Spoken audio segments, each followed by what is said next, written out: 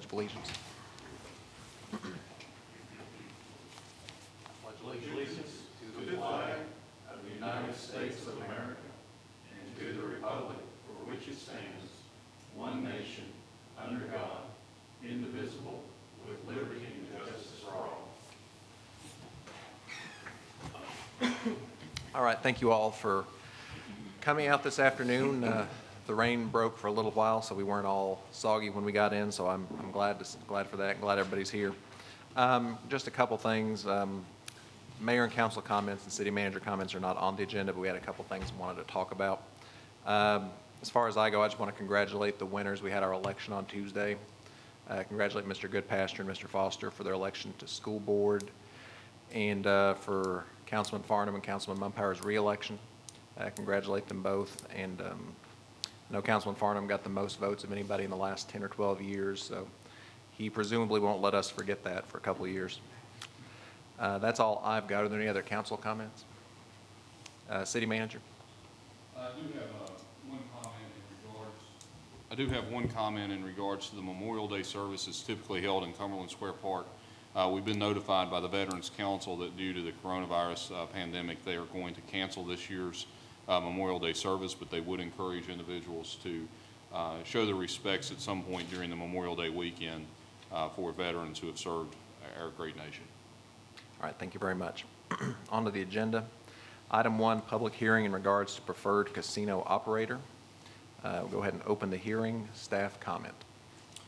Council, as everyone in this room knows, the city issued a request for information 3 weeks prior to May 8th, asking for any casino operator that wished to be considered as a preferred casino gaming operator within the city limits of the city of Bristol submit their proposal to us by May 8th at 5 p.m. On May the 8th, we only received one proposal, and that proposal was from Hard Rock International. That is the only proposal we have at this time. Today's public hearing is just for the purpose of getting people's comments in regards to the proposal that was submitted and to the comments of any of the version that was put online, the redacted version that was put online for the public view. All right, thank you very much. So public comment, we had a couple people sign up and a couple people cross their names out, so if you do want to speak, let me know. First person is Ken Moniak. Not first very often. Well, you're first today. Good afternoon, Council. Thank you for giving us the opportunity to talk about this. My name is Ken Moniak, and I am a city resident. I also own a business in downtown Bristol, Virginia, and I am here to voice my support for the casino project. As a city resident, I'm super happy about this. These folks are coming in. They're going to put in a great operation, partnering with Hard Rock. They're using their own money. We're not using any city tax dollars to get this done, which is a great thing, I think. The opportunity for the tax revenue that we're going to get from this thing is huge. It's an opportunity we're not going to get anywhere else. As a business owner, these folks support local. They have supported me throughout my business over time, and I hope to have a partnership with them going forward with the casino. I also know that there are plans for other local businesses to be part of what's happening at the casino, and I think that's all a good thing. So in my opinion, having the ability to generate some tax revenue without spending any city dollars and supporting local businesses is a great thing for the city. So that's really all I have to say. Thank you for the opportunity. Thank you very much. The next person who has signed up, I believe they're out in the auditorium out there, is Dr. William Reed.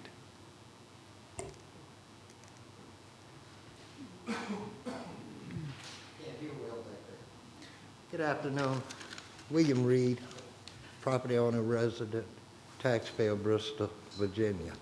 I want to just commend all of you, to our mayor, councilman, your efforts in combating and meeting the challenge during the COVID-19, seeing to it that our city has stayed as safe as it possibly can.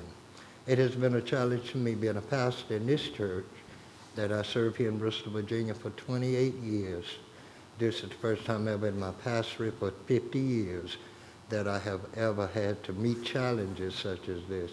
And as I've had to be challenged by, I'm sure many of you, in various business owners, various other platforms of the community. However, we are hoping and praying that this thing is getting behind us, and we're still trying to practice being safe and being healthy.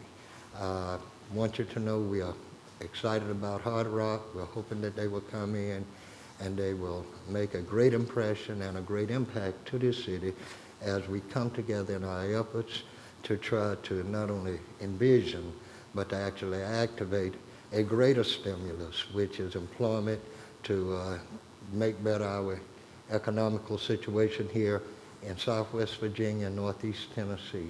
And so I want to commend all of you for the job you're doing.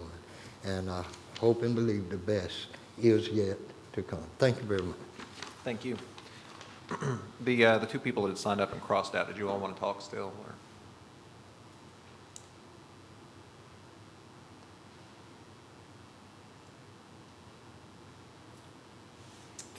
Hi, my name's Karen Hester, business owner downtown and a property owner and several property owners. And thanks for the opportunity to speak today. And folks, what a great opportunity we have in front of us, especially in these troubling economic times, to be able to have investors to come to our area to not ask for city dollars. And I know you guys get bombarded with requests for help when businesses come to town, and this one comes to town and is not asking for money. They're putting up money out of their own pocket to make this great investment. And as from a business owner, I think it's a great idea. Where else are we going to have the opportunity to bring these high-paying jobs to our area?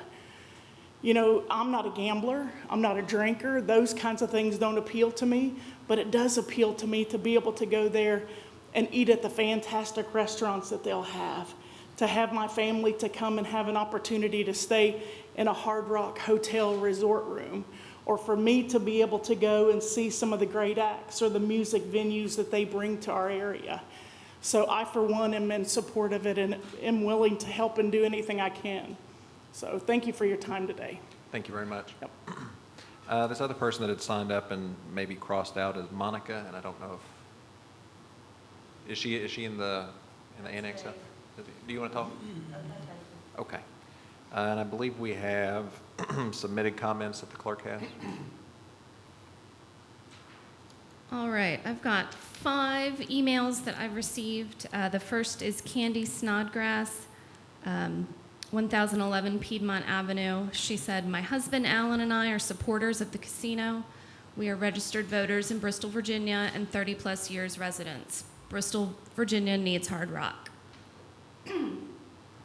The second is from Don Pridemore. He did not provide his address, and he said, I think this is a great idea for our city.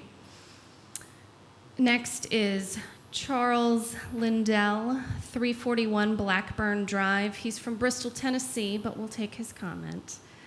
He said, hi, I'm unable to be at the public meeting, but would like to add comment.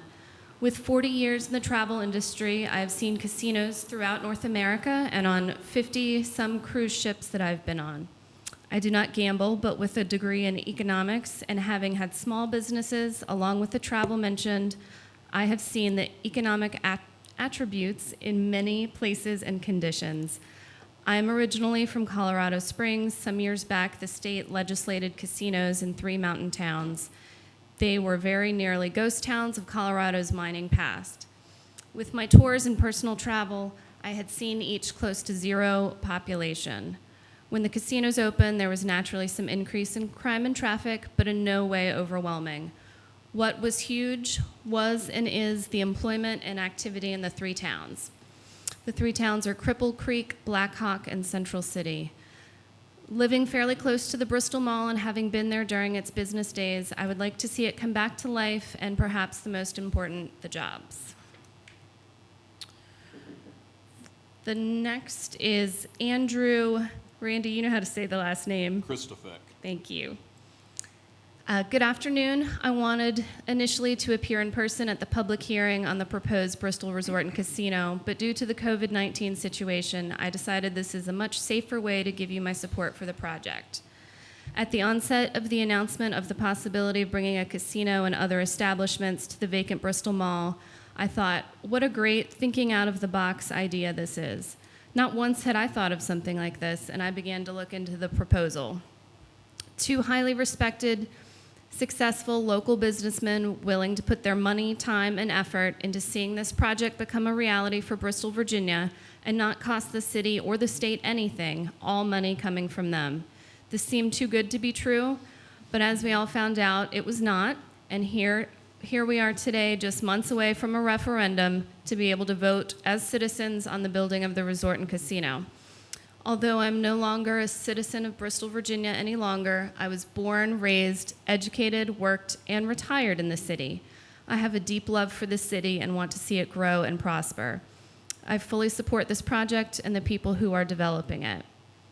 As a former captain of criminal investigations at the Bristol, Virginia Police Department, I reached out to a fellow law enforcement officer, former police chief and now Sheriff Mike Ezel at Jackson County Sheriff's Department, Pascagoula.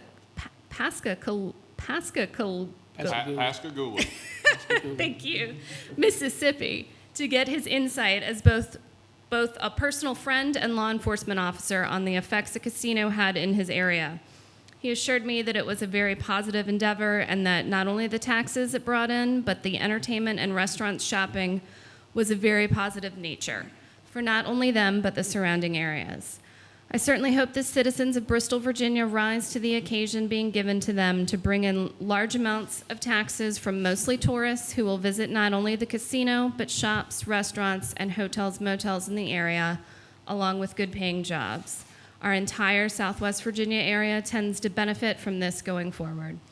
In closing, let me say that I truly believe this will bring our city out of the financial crisis we have been facing, help in the building maintenance of our schools, give our city employees a much-needed and deserved income boost, and with the guidance of our city council and city manager, which I feel are moving us in the right direction. I know several times I used us and we in this letter because I hold Bristol close to my heart and firmly believe that it is indeed a good place to live. Am I betting on Bristol? You betcha. And one more. Dear City Council and City staff, today I submit a request that I hope you will consider carefully. I'm sorry, I should have said this is Becky Evenden at 311 Meadow Drive.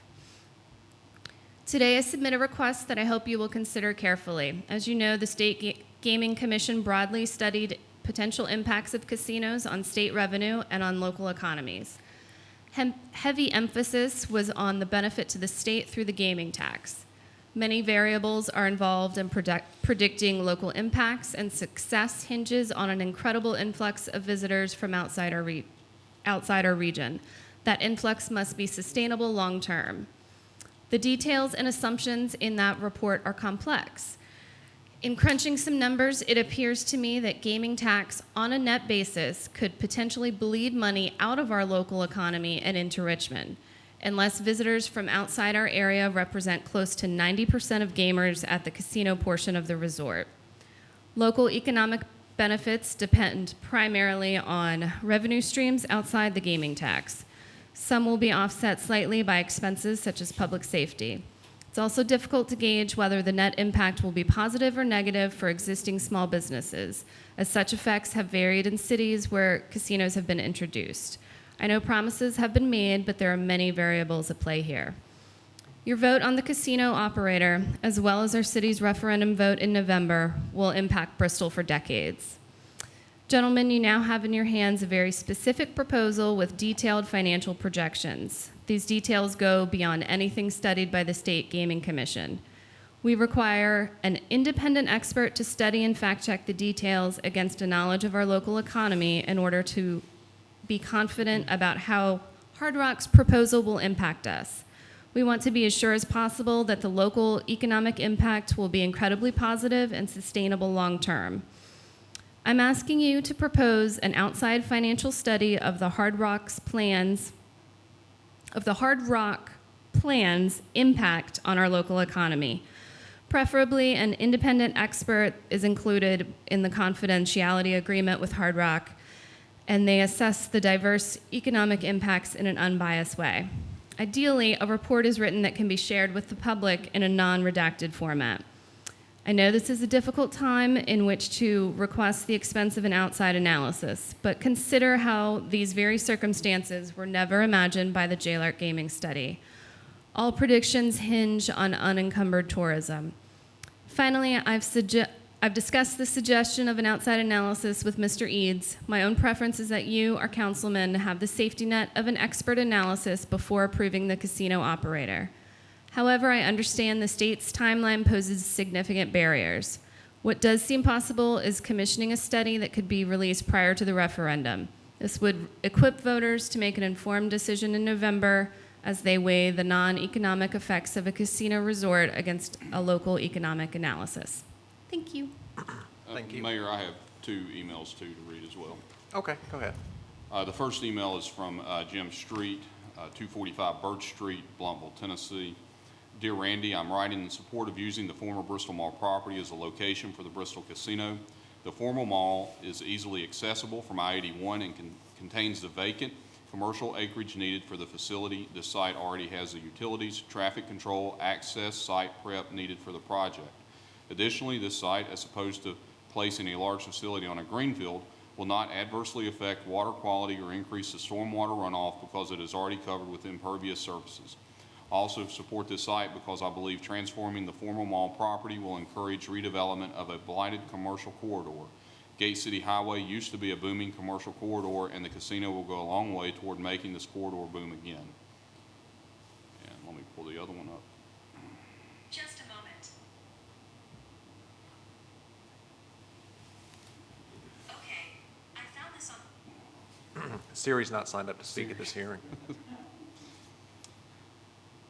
This letter is from Mitch Walters with Friendship Enterprise. Dear Randy, I'm writing to you to express my strong support for the new Bristol Resort and Casino operated by Hard Rock International. I can sure empathize with all the decisions that you and your team have dealt with regarding this important project, and I'm certain that more will come. Thank you for all you do. I obviously do not need to share with you how vital this venture is for our city and, of course, the entire region.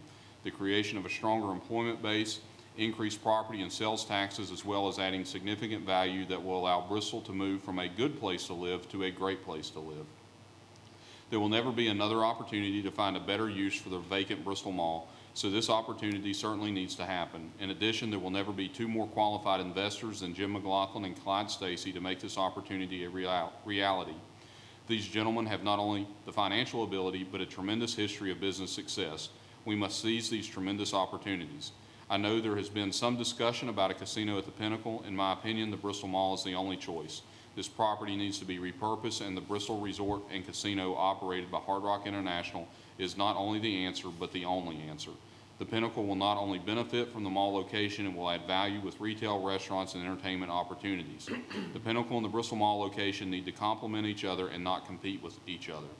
From a personal perspective, as a business owner with a vested interest in both Bristol, Virginia, and Bristol, Tennessee, I cannot express how important this decision is to our region. The headquarters for my company, Friendship Enterprises, has always been in Bristol, even though 50% of our locations are in North Carolina and Georgia. I need a compelling reason to keep our company with employment of approximately 350 team members located in Bristol. We need the expanded employment base and the additional residences that are associated with the good jobs and this project will create, to allow Bristol to not only flourish but survive. The trickle-down effect will be unbelievable. The additional visitors that will come to our region for entertainment, conventions, and business meetings will be huge and have a significant positive impact on all local businesses. This project overwhelmingly will address many of the needs that we have in our city and our region. Please let me know how I may assist with this once-in-a-lifetime opportunity. Thank you for all you do, Randy. Leadership of any organization is tough, especially what you're doing during these challenging economic times. I hope my thoughts are related to you in a proper manner. Please call me if you would like to discuss in person. Best regards, Mitch. All right, thank you very much. So I'm going to go ahead and close the hearing, and just for the people here and the people watching at home, The next step in this is on May 26th, we will take up for consideration a resolution on the preferred casino operator. So that'll be our next discussion on this, so there won't be any votes taken on this right now. Item 2 is an amendment to performance agreement with Sessions Hotel LLC. Staff report. Council, today you have before you an amendment to the previous performance agreement that was signed April 10th of 2018 with the Sessions Hotel. I do have Todd Morgan on the line with the Sessions Hotel. He can hear us at this time. This performance, and previously the April 10th, 2008 performance agreement was voted on by council, and I believe it was unanimously approved. I know that Mr. Hartley, Mr. Wingard, and Mr. Mumpower all voted for that previous amendment to the performance agreement. This performance agreement today would put the city in 4th position in regards to where we stand in line. I want to dispel any concerns and rumors that have been going around in the public in regards to what the city has put into this project. The city has not put one taxpayer dollar into this project at this time. The only time that a taxpayer dollar would go back into this project is once tax revenue is starting to be generated, and then a portion based on the performance agreement would be rebated back to the Sessions Hotel from mills and lodging taxes. A portion of the taxes from the sales taxes generated was part of the gap financing of the $1.7 million that would be rebated back as well. At this time, we are currently in 3rd position, but there is a potential for a refinancing opportunity for the Sessions Hotel, and by refinancing and gaining access to roughly $750,000, that would move the city into 4th position. With that being said, typically when you are in position on a piece of property, you have something to gain back in the event there is a default on the property. In this situation, the city does not have any money in the property. We did not lend any money to the property, and there is nothing for us to gain back unless we have given them something. The only time that we would ever give anything back is once they give something to us first in the form of tax revenue. With that being said, there is a Tobacco Commission grant of $265,000 that's outstanding. That Tobacco Commission grant does make the city potentially liable if they would default on the conditions in the Tobacco Commission grant. However, there is a personal guarantee signed by the 4 investors, Todd Morgan, Kimberly Christner, Hal Craddock, and the 4th, Michael Cagle. They have signed a personal guarantee to the Tobacco Commission in the event there is a default. So if you have any questions for me or for Mr. Morgan, who is on the line, we'll be more than happy to answer those at this time. All right, well, I think we might hold off on that till we get to the discussion here. So no one signed up for public comment. So looking for a motion and a second to take action on this. Council, before you make the motion, I'd sent an email earlier today in regards to some amendments that Mr. Morgan had requested. Basically, the amendment would be to Article 2, Section 2.3, which would require the Sessions Hotel to come back to us if they were to gain additional financing. It would not require them to come back to the city or the IDA in the event they were refinancing any existing debt. I move that we approve the amendment with the additional language. Second. Okay, so we have a motion to approve with the additional added language by the Vice Mayor and second by Mr. Farnham. Council discussion. Well, I had 2 questions. I'd asked Randy via email a couple times that even though people want to always look at the city's liability, which we understand there is no liability on the city's part, but I want to make sure my position is that we also are stewards of other people's money, because the money flows from entities like the Tobacco Commission, and they flow from Virginia State Tourism, and that's the reason they flow through the IDA, is to make sure that we are good stewards of that money, and we understand the project and we identify the risks. So my questions were, what was the liability if there was a default? Who's liable of each one of those? And is there a surety bond or an insurance bond needed on the tobacco money? And I think you answered that, because there's individual guarantees on the tobacco money. So the other open question was whether there was any liability or anything on the tourism monies that flowed through the project that we would need to get some surety on if something would go south. I thought I sent an email back in regards to that. That money only is rebated back based on the conversations we've had. It's rebated back to the state sales tax, and if there's no state sales tax, there's no money going back to them. That was used as a gap financing mechanism, and it appears from everything that we have read and anybody we've talked to that the city is not liable for any of that $1.7 million. Okay. So the city's liability is zero for this project, since there's guarantees on the tobacco and there's no issue with the Well, sales tax you know, the rebate. tobacco commission agreement has to flow through the city. The city did sign off on the tobacco commission grant. That grant says, and you all have a copy of it, that says the city is liable for those funds in the event, and Mr. Morgan's already heard this once before, in the event that there would be a default and the tobacco commission would seek those funds from the city, I would then in turn turn around and seek those funds from the individuals who signed on that personal guarantee and bring them in as third-party litigants to any litigation that would transpire from that. So are those guarantees individuals, so are they $250 each times 4, which is $1 million total, or are they just $250 in total, and all of them are liable for 1/4 of that? It's $265,000. It's called joint and several liability. And in layman's terms, that means that all 4 people are responsible for this, whether or not one person pays it all, or whether all 4 of them split it, or whether 2 people pay it. All 4 of them have to come up with $265,000. So the only true liability then is if the thing went south and all 4 of them declared full bankruptcy and there was no money to get garnered. That's correct. So there's still some There's risk. still a risk of liability. That's correct.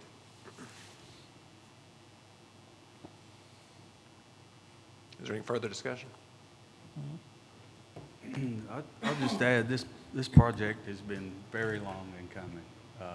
I think it was even started before I got on council 6 years ago, and they came back with the gap financing, and even at that time, I didn't like the fact they came back and changed the amounts they'd asked for. They should have asked for it first, but they moved along.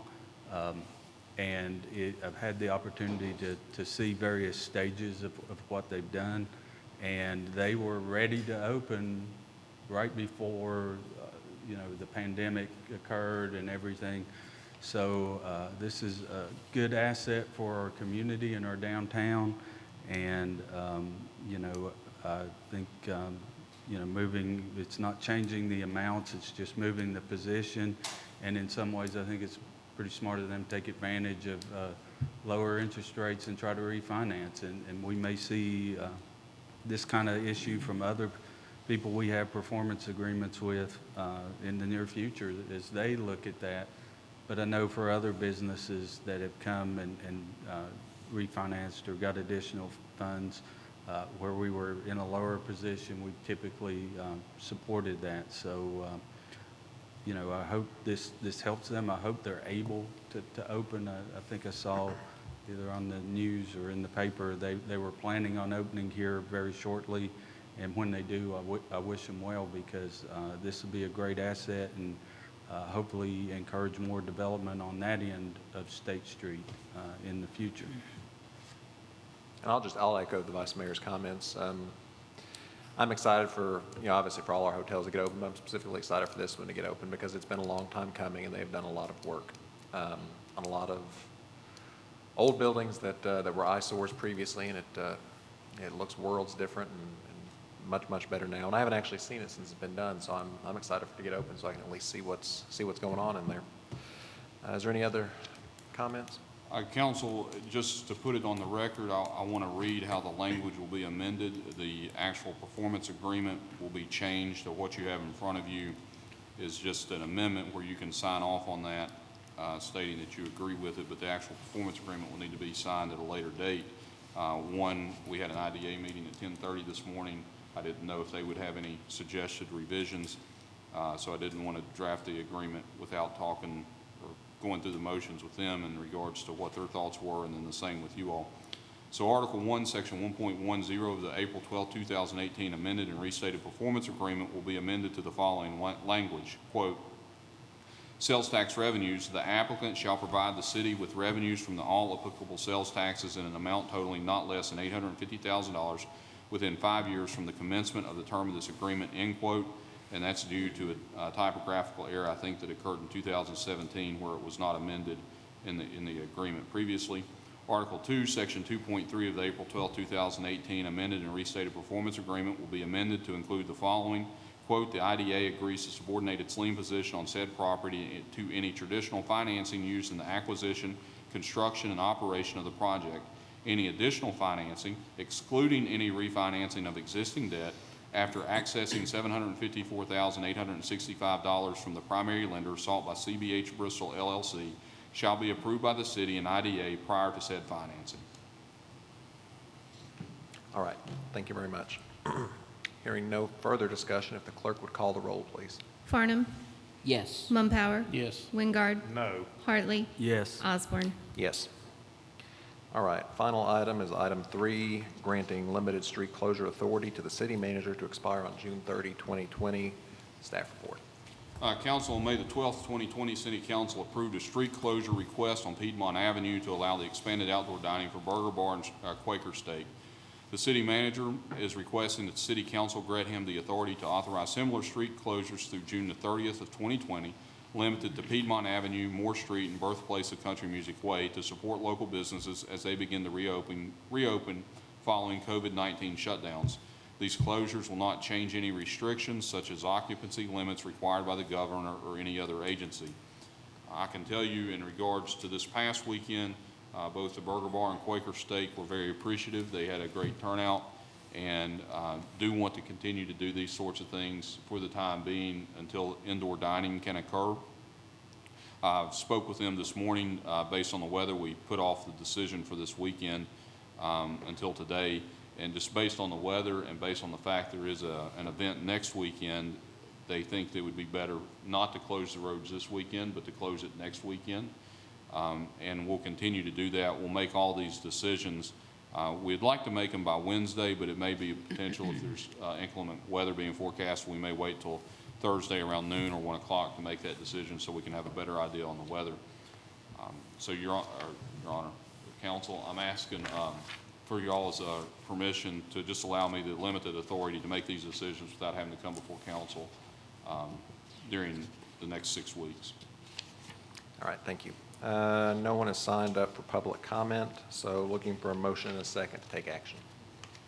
I would move that we grant the limited street closure authority to the city manager to expire on June 30th. Second. A motion from the Vice Mayor and second from Mr. Farnum. Council discussion. Right now, I guess we're in phase 1, is how Governor Northam describes where we're at in terms of reopening. So, and that, it precludes indoor dining. That's in the correct. next state. When we move beyond that, does that allow then indoor dining at a certain capacity, or what's the next phase of that? I don't think there's anything been specific as to how phase 2 will look as far as indoor dining. There has been conversations that it would be allowed at a reduced capacity, but to my knowledge, I don't think those parameters have been set yet. Okay. I haven't necessarily seen it. I was just wondering if, this, basically the thought was that if we move to the next stage and they have indoor dining, if it's before the end of June, then they would go back to indoor dining, even though it'd probably be at a reduced capacity, or would we still try to work something where it's both indoor and outdoor? I think if we go into phase 2 prior to June 30th, I'd, at a minimum, get your all's thoughts, maybe not in an open session, but at our weekly meetings as to how you all would want to move forward with that. I think if it does go to indoor dining, I'm not sure. I think Quaker Steak would be fine with just the indoor dining piece of it because they do have an outdoor patio themselves. Burger Bar may be in a different position. Eats on More may be in a different position as well. And I know Vivian's and Lumac at Bristol Hotel, they're doing outdoor dining on the rooftop. So I think it would just have to be a game time decision really based on what the restrictions are. The only question I had was, and I had heard from those two businesses, Burger Bar, Quaker Steak, that they had really good weekends. They were appreciative of that. You know, and I went out there too on Friday evening, and tables were spaced out. People were practicing social distancing, but so they had good experiences with it. But my question was, did we hear any negative feedback from anyone? Were any businesses, other businesses, unhappy? Did it say this street closure impeded? The only Customers. negative comment I had was from Nancy Marnie, and she didn't like it because it closed the main thoroughfare in the city. Okay. So I have a couple questions. One question is basically what I'd asked last time. So will the ABC restrictions be lifted? Are they still lifted for outside eating at this point? As far as we know right now, what we've asked is for if they want to serve alcohol outside, that they follow all the ABC requirements. They've all submitted permits to do that. We have signed off on those permits, and now it's up to the ABC to approve or deny. So the Moore Street one would be closed from State Street all the way up to Cumberland Street, or just to the intersection there after Eats? More would probably just go from State to right beyond, Is that Farm and Fun Time? Winston Winston. Alley. Yeah, Winston. So I know that, But I can tell you that what they have said is they would probably use the parking lot across the street, which would require the agreement with the property owner there, which I think that would probably happen. So it may not affect Moore Street at all. so I know that these restaurants are all, you know, kind of special situations because they're basically sitting, you know, up against the street, and they don't have any space. And this may not be something that we would have to take action on, but have you been in discussions with any other restaurants in the city about encouraging them to set up tents and have outdoor dining? Because, I mean, you know, places like up at Exit 7 have big parking lots where they have plenty of room, but they're just not utilizing it. Based on conversations I've had with the restaurants over the past month, they're all following corporate guidelines in regards to their reopening, maybe not necessarily, and it may be even more strict than what the governor has said. So I think they've got to follow a corporate structure more so than anything. State Street Brewery did reach out to me Tuesday in regards to if there was something that we could do for them. I advised them that if they could just give me a plan of what they would like to do, I'd be more than happy to look at it and try to make it work for them so that they could have outdoor dining as well. Could they not use that parking lot on Good Street? I think they could if that's something they want to do. I mean, they would have access to it from the They rear own a of their portion- building. They own a yeah. portion of it as it is, and Yeah. then that parking lot's not fully utilized, so I think we could, you know, take a few spots if we felt like, if that's what they wanted. Okay, so my comments are this, since we've got plenty of time between now and the end date of what they're wanting to do here, 30th June, right? We've got a 26 May council meeting. We've also got a 9 June council meeting. So I would like to see the motion revised to where we just approve what's needed up to the next council meeting. Because of the state potentially changing, you know, the phase 2 and the date of the phase 2. I don't see us approving all these dates out through there when something may change midstream. And I don't think it's a good idea to allow a business to go and have that many, you know, restrictions on traffic flow when maybe 3/4 of that may not be needed if the state of emergency changes. So I'm not against helping the business, but I think we're getting kind of out ahead of ourselves. So I would like to see us just do the dates up to the 26th of May, and then we come back, we address the dates between then and the 9th of June, and so forth. And that way, it seems more reasonable to me to do it that way instead of just nonchalant having a bunch of dates out there to block traffic. Because I think we're setting a little bit of a precedence here, and I think if we let too many of those things go, we will have some issues with traffic flow if we're not careful. So we need to kind of take one step at a time.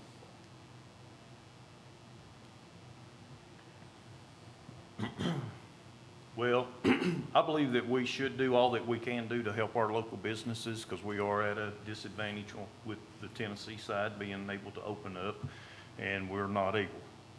So if there is something that we can do within reason to help these businesses open back up, I am all in favor of that. However, we still need to be cost conscious. We can't be spending a lot of money setting up, tearing down, and closing these roads and open them back up at midnight, paying overtime and things like that. So price points are going to come into play. And we're going to need you, Mr. Eads, to look at that and do the cost analysis on setting up and breaking down and the overtime that's being paid to see if we're going to go in the hole. Because, you know, everybody's losing money right now, from the business owners to the tax revenues coming in. So we just need to be cost conscious about the expenses of setting up and tearing down. But if there is anything that we can do to assist, we should be doing it. The only time that overtime is required is the Saturday night, and it takes them potentially hour and a half to break that down. The only thing they need to do is move the Jersey walls and take the hard armoring back to Public Works. So what's each of its costs? It's two people. I mean, at most, it would cost us probably $250. Just to clarify, the way Mr. Hartley's motion read, we're not actually voting to close the streets Friday night and Saturday to the end of June. We're just granting the city manager the authority to make that decision. And that Right. decision will be made based upon the weather and if the business owners for each of these businesses sees. Right, that and, it'd be- you know, for this weekend, you know, the weather's kind of iffy. No one really felt great about doing it this weekend, so we just decided not to do it based on weather and based on the fact, I think Quaker Steak is hosting, I forgot what they call it, some event next weekend that brings in a lot of people. So they felt like it'd be better to do it for next weekend instead of doing it Memorial Day weekend. Both businesses saying it, I mean, I know from experience, on the Memorial Day weekend, most people are camping or at a lake or something of that nature, and they're not necessarily inside of the restaurant. But, Mr. Farnham, you're correct. It's just, you know, I'll make that decision based on, one, weather. If it's calling for rain all weekend, we're not going to do it. And then two, whether or not the businesses want to do it. And I think that'll be really based on the indoor dining capacity as we go into phase 2. So what's your position going to be to make those decisions if the governor, say, opens everything up on June the 3rd or June the 2nd, Open it up as to what? to where indoor dining would be allowed? Let's say things change in the next couple of weeks. I think if indoor dining, as I said previously, the only one, if it's a reduced capacity, I think the only one, based on conversations that I've had with these businesses downtown, the only business that would probably be at a more disadvantage than the other businesses is Burger Bar, simply based on their space. And, you know, I think we could probably do something to accommodate them. But the other businesses, they seem to have enough space, and they've already got other plans worked out in the event that indoor dining does open up. Would these closures be the same time frame as the one we did this previous week, Yes. 4 Friday to midnight Saturday night? That's right.